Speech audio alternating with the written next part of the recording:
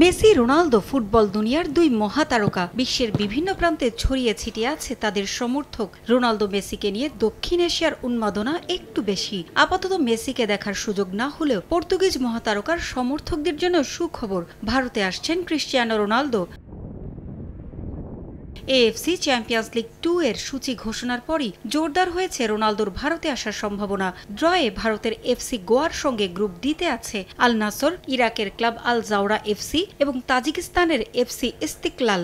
32টি দল 8 গ্রুপে ভাগ হয়ে চ্যালেঞ্জ লিগ 2 এ খেলবে। 16 সেপ্টেম্বর থেকে মাঠে গড়াবে আসর। আগামী বছর 10 ফেব্রুয়ারি থেকে শুরু হবে শীর্ষ 16 খেলা। মার্চে হওয়ার কথা কোয়ার্টার ফাইনাল। 7 এপ্রিল থেকে সেমিফাইনাল এবং 16 মে হবে চ্যালেঞ্জ লিগ 2 এর ফাইনাল।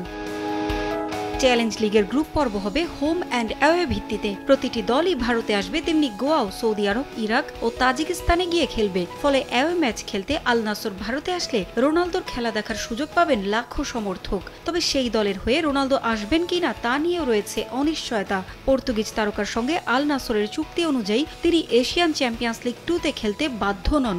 এটা পুরোপুরি নির্ভর করছে CR7 এর ইচ্ছের ওপর। রোনালদো চাইলে খেলতে আসতে পারেন, না চাইলে না। ক্লাব কর্তারা তাকে কোনোভাবেই বাধ্য করতে পারবেন না। মাত্র কদিন আগেই ইউরোপ ও যুক্তরাষ্ট্রে খেলা ফুটবলারদের অস্বস্তির কথা বিবেচনা করে চীন সফর বাতিল করে দেয় আর্জেন্টিনা। তাই রোনালদো সৌদি আরব থেকে ভারতে খেলতে আসতে স্বস্তি বোধ করবেন কিনা তা নিয়েও রয়েছে শঙ্কা।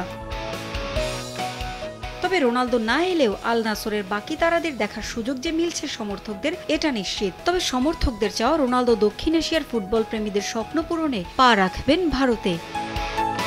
পারভীন আক্তার, সময় সংবাদ।